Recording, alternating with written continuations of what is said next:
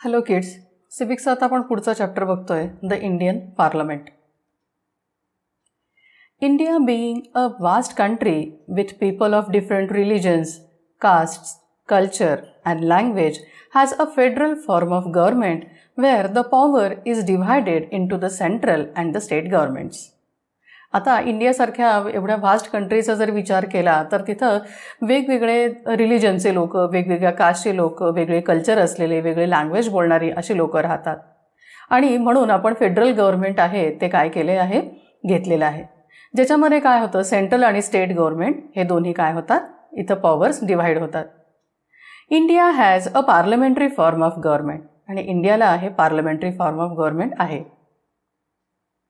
The government is formed of people who have been chosen by the citizens of the country through universal adult franchise.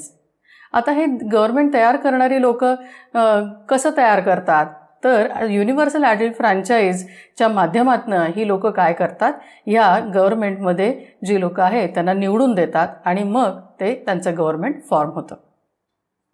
The government is also answerable to the legislature आणि हे government आहे हे जे legislature आहे त्याला काय आहे, answerable आहे. And powers of the constitutional head can be used in special cases only. आणि काही स्पेशल केसेसमध्ये ह्या कॉन्स्टिट्युशनल पॉवरचा कॉन्स्टिट्युशनल हेडच्या पॉवरचा वापर केला जातो. Why do we have a parliamentary form of government? आपल्याकडे हे पार्लमेंटरी फॉर्म ऑफ गव्हर्नमेंटच काय आहे? A prolong freedom struggle, participation of people from all sections of the society during the freedom struggle, inspiration from the ideas of the freedom and equality are some of the reasons behind India adopting a parliamentary form of government. कशा गोष्टी responsible आहेत बघा, हे parliamentary government form of government काय घेतलं गेलं.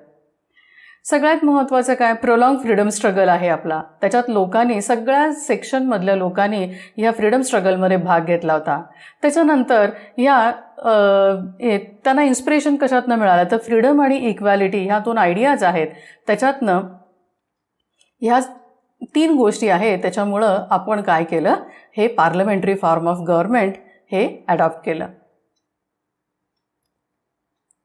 The makers of Indian Constitution felt the need for a government who would be sensitive to the needs of the people. आणि आपले कॉन्स्टिट्यूशनचे जे मेकर होते त्यांना अशी गरज भासली की असं एखादं गव्हर्नमेंट असावं जे लोकांच्या गरजा आहेत हे त्या फुलफिल करतील आणि they and fulfil them as they were deprived of the same during oppressive British rule. ब्रिटिशांचं रूल होतं तेव्हा काय होतं, सगळ्या गोष्टी त्यांच्या दडपणाखाली आणून त्यांना करण्यात आलेल्या होत्या. त्यामुळं लोकांच्या ज्या गरजा आहेत त्याचा विचार खूप चांगल्या रीतीने व्हावा आणि त्याची फुलफिलमेंट व्हावी म्हणून आपण parliamentary form of government adopt केलं.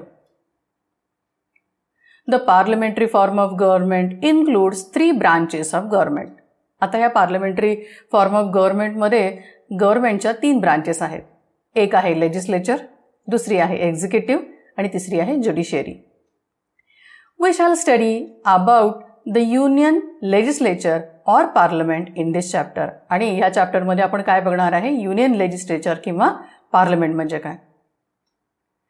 The Indian parliament consists of the president and the 2 houses of parliament. आता या इंडियन पार्लमेंटमध्ये येतं कोण कोण तर प्रेसिडेंट येतात आणि पार्लमेंटची 2 हाऊसेस पण येतात. त्यांची नावं काय आहेत बघूया. लोअर हाऊस म्हणजे लोकसभा अँड अप्पर हाऊस म्हणजे Rajya Sabha. It is said that India has a bicameral legislature as the 2 houses of the parliament consist of 2 houses that functions independently. आता बायकॅमरल लेजिस्लेचर इंडियाचं आहे म्हणजे काय, त्यांची 2 सभागृह आहेत आणि ती दोन्हीही इंडिपेंडंटली काम करतात. The 2 houses of the parliament meet at least twice a year. आणि हे दोन्ही सभागृह वर्षातनं 2 वेळेला भेटतात. The Indian parliament makes laws on all subjects mentioned in the union and concurrent list. आणि हे इंडियन पार्लमेंट कुठले कुठले कायदे करू शकतं तर युनियन आणि कंकरंट लिस्टमध्ये असलेल्या सब्जेक्टवरती ते कायदे करू शकतं. हे आपल्याला झालंय सेंट्रल गव्हर्नमेंट, त्याच्यामध्ये युनियन लिस्ट कंकरंट लिस्ट आणि स्टेट लिस्ट. त्यामुळे इंडियन पार्लमेंट हे काय करतं, हे फक्त युनियन आणि कंकरंट लिस्टेच लॉ करू शकतं. आता बघूया president. The president is the constitutional head of the union legislature. आता हे आपलं जे युनियन लेजिस्लेचर आहे, तर प्रेसिडेंट हे काय आहे, त्याचे कॉन्स्टिट्युशनल हेड आहे. The president is elected for a term of 5 years. आता ह्या राष्ट्रपतींची निवड होते ती 5 वर्षाच्या कालावधीसाठी होते. By an electoral college which consist of elected members of Lok Sabha, the Rajya Sabha and the state legislative assembly. आता ह्यांची निवड कोण कोण करतं, तर लोकसभेचे मेंबर्स असतात ज्यांना आपण निवडून दिलेलं असतं, त्याच्यानंतर राज्यसभेचे मेंबर्स आणि स्टेट लेजिस्लेटिव्ह असेंब्लीचे मेंबर्स. म्हणजे आपली कशी विधानसभा, विधान परिषद प्रत्येक ह्याची आहे, राज्याची आहे, त्याचे स्टेट लेजिस्लेचरच्या असेंब्लीचे मेंबर्स म्हणून मिळून ही निवड करतात. The president of India has constitutional and ceremonial powers. आणि ह्या इंडियाच्या राष्ट्रपतींना कॉन्स्टिट्युशनल आणि सेरेमोनियल पॉवर्स आहेत. The president takes action on the advice of the prime minister. आणि पंतप्रधानांच्या सल्ल्यावरती हे प्रेसिडेंट आहे ते निर्णय घेत असतात किंवा त्याच्यावरती ॲक्शन घेत असतात. The president is assisted by the vice president. आणि ह्या राष्ट्रपतींना व्हाईस प्रेसिडेंट आहेत ते काय करतात, असिस्ट करतात. आता बघूया लोकसभा. आता ह्या लोकसभेच्या मेंबरचं क्वालिफिकेशन काय आहे. The member should be an Indian citizen. हा जो हे सदस्य होणार आहे लोकसभेचा, तो भारताचा नागरिक असायला हवा. He or she should be 25 years of age. तो किंवा तिचं वय हे किती असायला पाहिजे, 25 वर्ष. He or she should not hold any office of profit in the government. आणि त्यांनी काय म्हटलं आहे की ह्याच्यामध्ये गव्हर्नमेंटमध्ये अशी कुठलीही फायद्याची पोस्ट ह्या व्यक्तीची असली नाही पाहिजे. His or her name should be on the electoral list. आणि त्यांचं किंवा तिचं नाव हे ह्या आपल्या मतदार यादीत असायला हवं. आता ही तयार कशी होते बघूया Lok Sabha. Lok Sabha can have maximum of 552 members, out of which 530 are to be represented by states. Maximum लोकसभेत किती मेंबर असतात, तर 552 मेंबर असतात. त्याच्यापैकी 530 हे सगळ्या स्टेट्सना रिप्रेझेंट करतात. 20 फ्रॉम युनियन टेरिटरीज. 20 लोक आहेत हे युनियन टेरिटरीजना हे करतात, रिप्रेझेंट करतात. And not more than 2 members. म्हणजे 2 मेंबर्सपेक्षा जास्त नाही, ज्यांना हे प्रेसिडेंट काय करतात, अँग्लो इंडियन कम्युनिटीमधनं त्यांचं नॉमिनेशन करतात. Elections. Members are elected directly by the citizens through universal adult suffrage. आता इथले जे हे लोकसभेचे मेंबर आहेत हे कसे होतात, युनिव्हर्सल ॲडल्ट सफ्रेजच्या थ्रू सगळे सिटिझन्स त्यांना डायरेक्ट निवडून देतात. आता term of office. Members are elected for a period of 5 years. आता लोकसभेला ज्यांची निवड होते त्यांचा कार्यकाल किती असतो, 5 वर्षाचा असतो. The president can dissolve the Lok Sabha on the advice of the prime minister. आणि हे प्रेसिडेंट आहेत ते प्राईम मिनिस्टरच्या सांगण्यावरून ही लोकसभा डिझॉल्व करू शकतात. The term can be extended by the president in case of an emergency but only for 1 year. आपण म्हणतो की 5 वर्षाचा कालावधी ह्या लोकसभेच्या ह्यांचा लोकसभेचा असतो, पण कधी कधी इमर्जन्सी आली तर जास्तीत जास्त 1 वर्षापर्यंत हा कार्यकाल वाढवण्याची हे प्रेसिडेंट इमर्जन्सीमध्ये वाढवू शकतात. Presiding officer. The speaker is the presiding officer of Lok Sabha. हे जे स्पीकर आहेत ते काय असतात, लोकसभेचे प्रिसाइडिंग ऑफिसर्स असतात. He or she is elected by the members of the Lok Sabha. आणि त्यांना हे लोकसभेचे मेंबर्स निवडून देतात. He or she is assisted by a deputy speaker who is elected in the same way as the speaker. आणि ह्या स्पीकरना assist कोण करतं, तर हे डेप्युटी स्पीकर असिस्ट करतात आणि त्यांचे इलेक्शनसुद्धा ह्या स्पीकरसारखीच होते. आता काही लोकसभेच्या पॉवर्स आपण बघूया आणि फंक्शन्स कसे होतात. पहिली power, legislative power. Introducing bills that finally become laws is the main function of Lok Sabha. या बिलचं इंट्रोडक्शन करणं आणि नंतर त्याचं कायद्यात रूपांतर करणं हे महत्त्वाचं फंक्शन लोकसभेचं आहे. Can also act on subjects on the state list if agreed upon by 2/3 members of the Rajya Sabha as well. आणि काय आहे, साधारण 2/3 मेंबर राज्यसभेचे जर ॲग्री झाले तर मात्र हे काही स्टेट लिस्टच्या सब्जेक्टवरती सुद्धा काय करू शकतात, निर्णय घेऊ शकतात. Bill passed by the Lok Sabha are sent to Rajya Sabha. जेव्हा लोकसभेमध्ये बिल पास होतं त्याच्यानंतर ते राज्यसभेकडे पाठवलं जातं.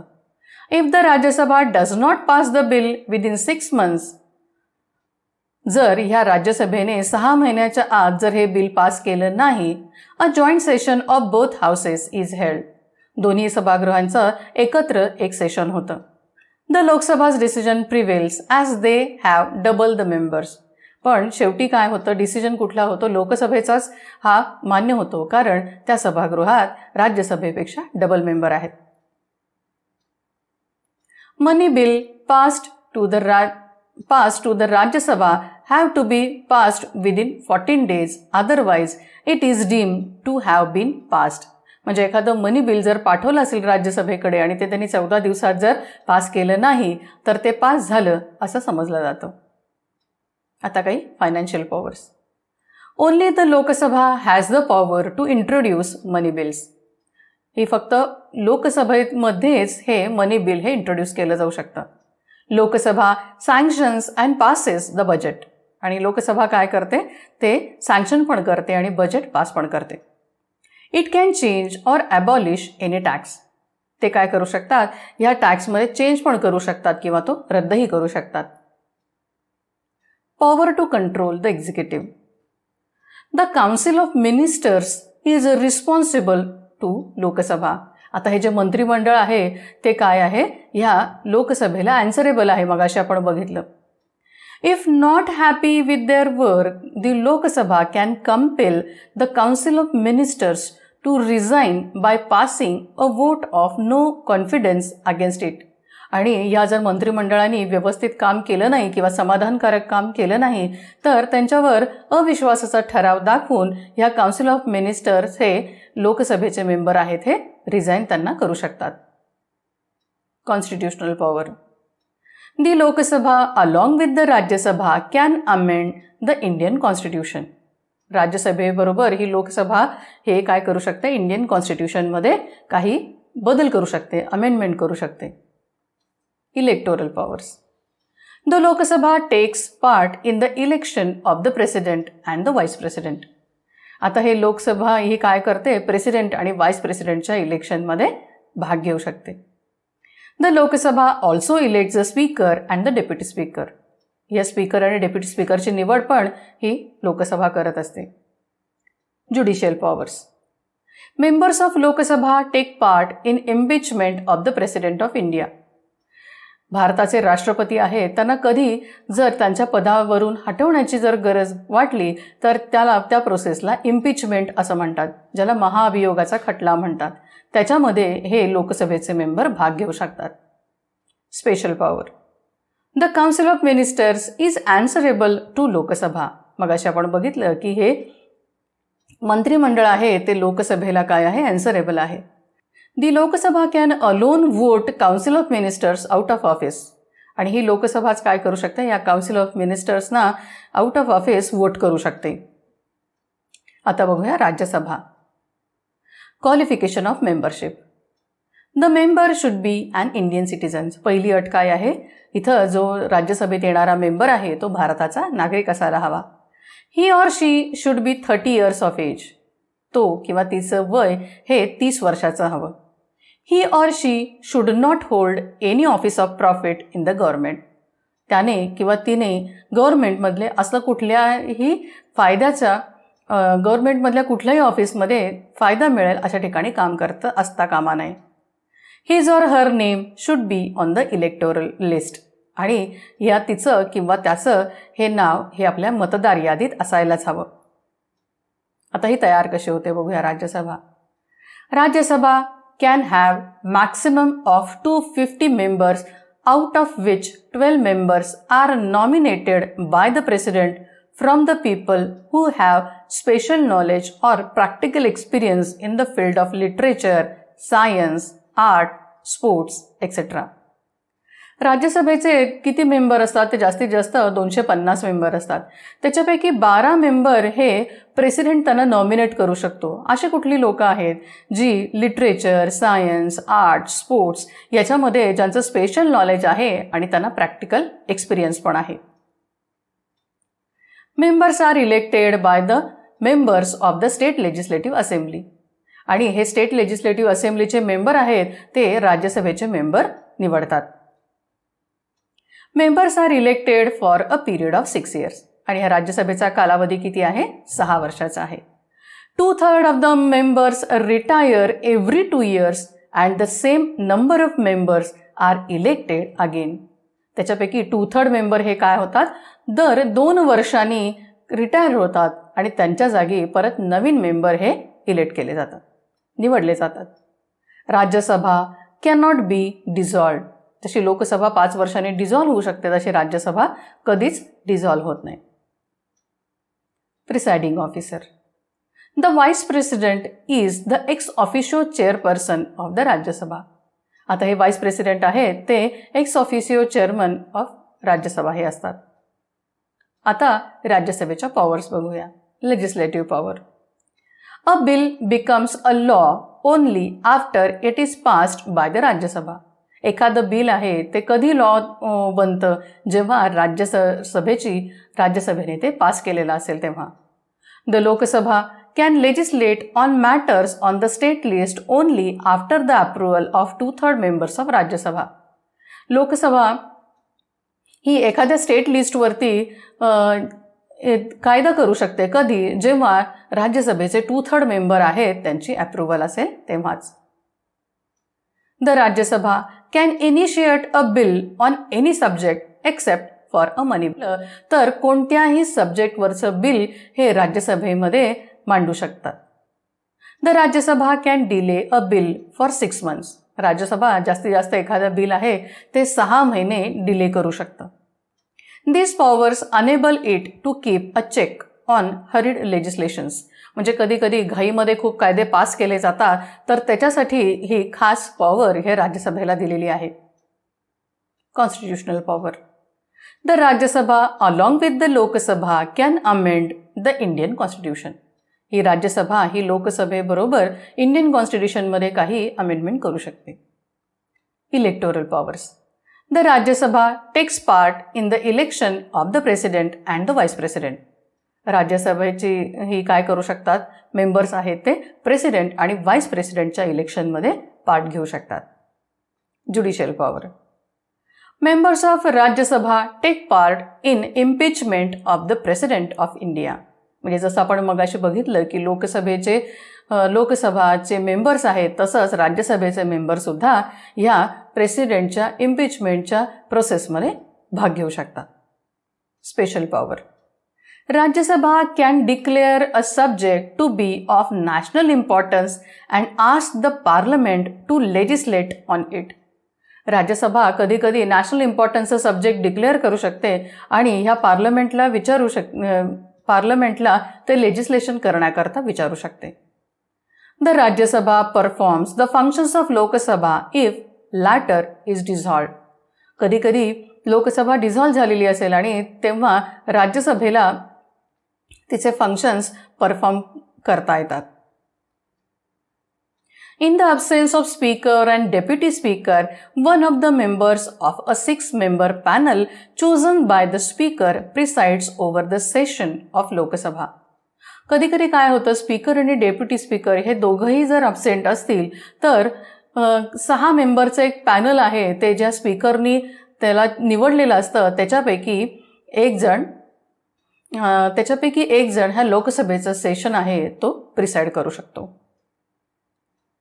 Bill to law. आता हे बिल आहे ते लॉ कसं बनतं आपण बघूया. First reading. The bill is introduced by a member of parliament in either of the houses. आता हे बिल आहे ते पार्लमेंटचा कुठल्याही सभागृहातला एखादा मेंबर इंट्रोड्यूस करू शकतो. Second reading. Each clause of the bill is discussed and changed if required. प्रत्येक clause आहे या बिलमधला हा काय केला जातो, डिस्कस केला जातो आणि जर गरज पडली तर त्याच्यात चेंज केला जातो. Third reading. The member who has introduced the bill states that the bill be moved. The discussion is very limited. After the bill is passed, it is moved to the other house for its approval. ज्या मेंबरनी हे bill introduce केलेलं आहे ते काय सांगतं, the bill states that the bill be moved. आता ते पुढे गेलेलं आहे आणि ह्याच्यावरचं डिस्कशन आहे ते काय असतं, लिमिटेड असतं आणि हे बिल इथं पास झाल्यानंतर दुसऱ्या हाऊसकडे ते अप्रुव्हलसाठी पाठवलं जातं. Procedure in the other house. आता दुसऱ्या हाऊसमध्ये त्याची प्रोसिजर काय आहे बघूया. The same procedure of 3 readings is passed in the second house as well. आणि जसं ह्या पहिल्या हाऊसमध्ये first reading, second reading, third reading होतं तसंच सेम प्रोसिजर ही दुसऱ्या हाऊसमध्ये सुद्धा केली जाते. Joint sitting of the 2 houses. If the bill is not passed by the second house, जर दुसऱ्या सभागृहाने हे बिल पास केलं नाही, a joint session of the houses is held and the bill is voted upon. आणि joint session ह्या दोन्ही सभागृहांचा घेतला जातो आणि तिथं हे बिल ठेवलं जातं आणि त्याच्यावरती वोटिंग घेतलं जातं. when both the houses pass the bill, जेव्हा दोन्ही सभागृहात हे बिल पास होतं, it is send to the president for its approval. नंतर ते राष्ट्रपतींच्याकडे अप्रुव्हल करता पाठवलं जातं. प्रेसिडेंट असेल. If the president does not approve of the bill, जर या प्रेसिडेंटनी हे बिल अप्रूव्ह केलं नाही, it is sent back to the house from where it is originated. ज्या सभागृहातनं ते बिल आलेलं आहे त्यांच्याकडे ते परत पाठवलं जातं. And the same procedure is repeated again. आणि परत तीच प्रोसिजर रिपीट केली जाते.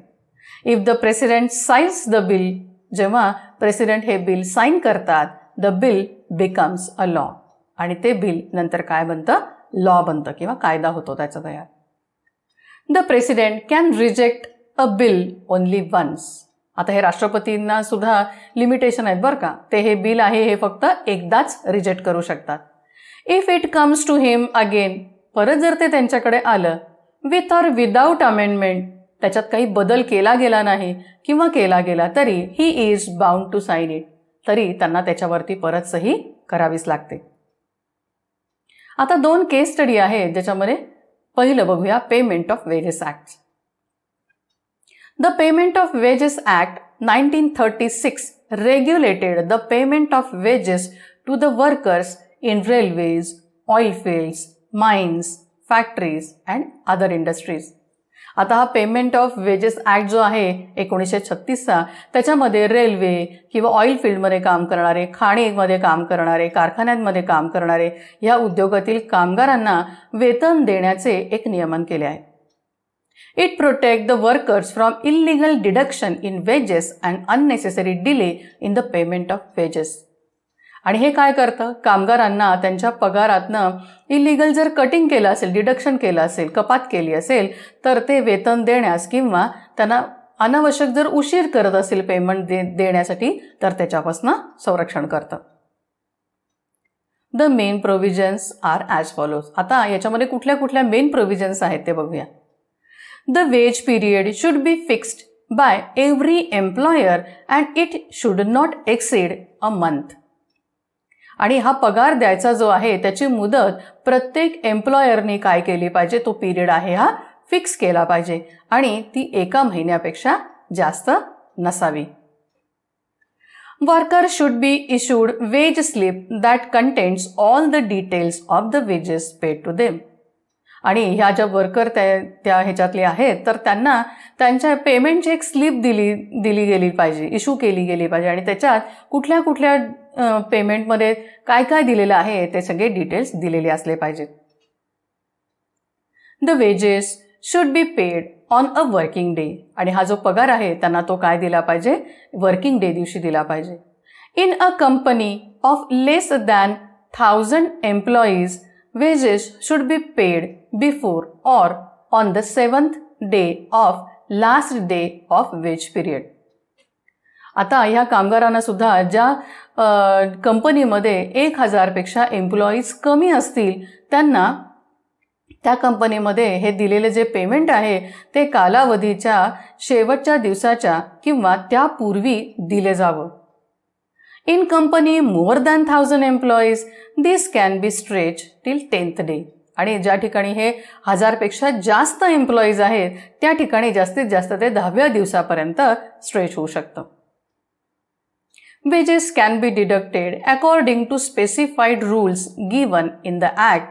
For example, fines, absence from duty, housing accommodation provided, etc. आता हे कुठल्या कुठल्या गोष्टीतलं पेमेंटमधनं कटिंग होऊ शकतं.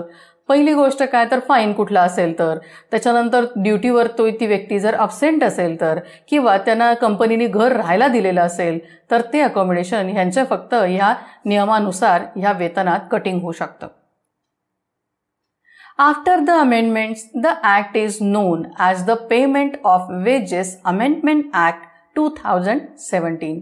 आता या पेमेंट ऑफ वेजेस ॲक्टमध्ये थोडासा बदल करण्यात आला आणि त्याचं नवीन नाव काय होतं तर payment of wages amendment act 2017. आता या ॲक्टप्रमाणे काय बदल झाला बघूया. Wages are to be paid in coin, cash, cheque or by crediting it into his or her bank account. आता या ॲक्टप्रमाणे काय झालं, हे पगार जो दिला जावा तो कशा माध्यमातून दिला जावा तर कॉइन्स आहे, कॅश आहे किंवा चेक आहे किंवा त्या व्यक्तीच्या खात्यामध्ये ते जमा करता यावं. The payment of wages act is applicable to the employees earning the wages up to 24,000 per month. आणि हा ॲक्ट कुठं ॲप्लिकेबल होतो तर ज्या व्यक्तींना दरमहा 24,000 रुपये महिन्याला वेतन मिळतं अशा ठिकाणी. आता दुसरी केस स्टडी बघूया. Maternity benefits act. The maternity benefits act 1961 provides for maternity and other benefits before and after child birth to woman working in mines, industries, shops, factories etcetera. म्हणजे या खाण उद्योगामध्ये किंवा दुकानांमध्ये त्याच्यानंतर कारखान्यांमध्ये ज्या काम करणाऱ्या महिला आहेत त्यांना ह्या डिलिव्हरीपूर्वी किंवा डिलिव्हरीच्या नंतर काही सुविधांची तरतूद ह्या ॲक्टप्रमाणे केली आहे. The act aim to care for woman undergoing motherhood and her new born child. आणि ह्या कायद्यात मातृत्व म्हणजे मदरहूड असलेल्या महिला आणि तिच्या नवजात म्हणजे काय न्यू बॉर्न चाइल्डची काळजी घेणं हे आहे. Woman is entitled for maternity benefit from a firm only if she has worked there for 80 days in the last 12 months preceding the date of her expected delivery. आता हे कुठल्या महिलेला हा बेनिफिट मिळू शकतो तर त्या महिलेने तिच्या अपेक्षित जी डिलिव्हरीची डेट आहे तिच्या आधी 12 महिन्यात कमीत कमी 80 दिवस तरी काम केलेले असेल तरच एखाद्या कंपनीकडनं तिला हा या मॅटर्निटी बेनिफिट ॲक्टचा फायदा मिळू शकतो. Amendments are made to the maternity benefit act 1961 and now known as the maternity benefit amendment act 2017. आता ह्या जो ॲक्ट आहे त्याच्यामध्ये काय करण्यात दुरुस्ती करण्यात आल्या आणि तो कायदा आता मॅटर्निटी बेनिफिट अमेंडमेंट ॲक्ट 2017 म्हणून ओळखला जातो. The main provisions are as follows. आता यात कुठल्या कुठल्या प्रोव्हिजन आहेत बघा.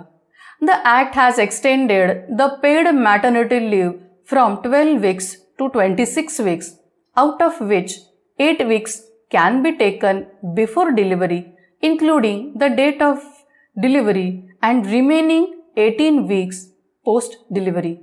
आता ह्या महिलांना मॅटर्निटी लिव्ह ही पेड असते आणि ती साधारण 12 आठवडे ते 26 आठवडे एवढी दिली जाते.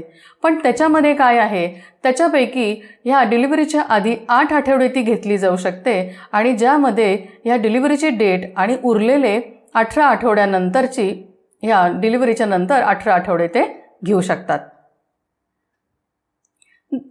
Organizations have 50 or more employees should provide creche facility.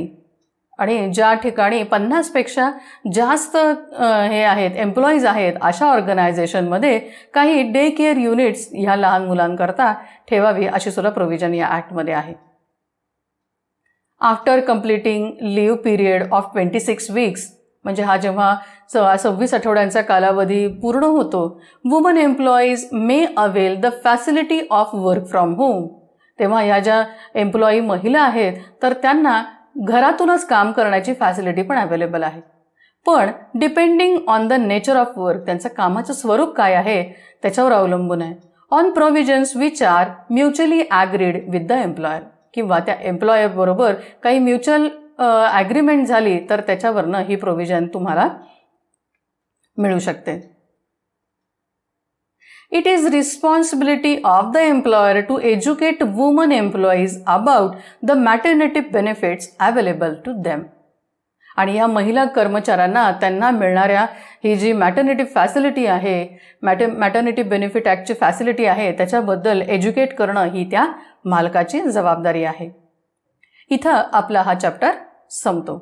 या चॅप्टरमध्ये काय काय बघितलं? इंडियन पार्लमेंट म्हणजे काय बघितलं, प्रेसिडेंट म्हणजे काय बघितलं, लोकसभा, राज्यसभा, त्यांच्या टर्म कशा आहे, त्यांचं कंपोजिशन काय आहे, त्यांचे पॉवर्स कुठले आहेत, ते फंक्शन कसे करतात, आणि 2 गोष्टी बघितल्या केस स्टडीमध्ये. एक आहे पेमेंट ऑफ वेजेस ॲक्ट आणि दुसरं मॅटर्निटी बेनिफिट ॲक्ट. तर इथे हा आपला चॅप्टर संपतो, द इंडियन पार्लमेंट. आता ह्याचा व्हिडिओ, PPT, वर्कशीट आणि क्विज हे आपल्या ॲप आणि वेब पोर्टलवरती आहेच. So here ends the chapter the Indian parliament. Thank you.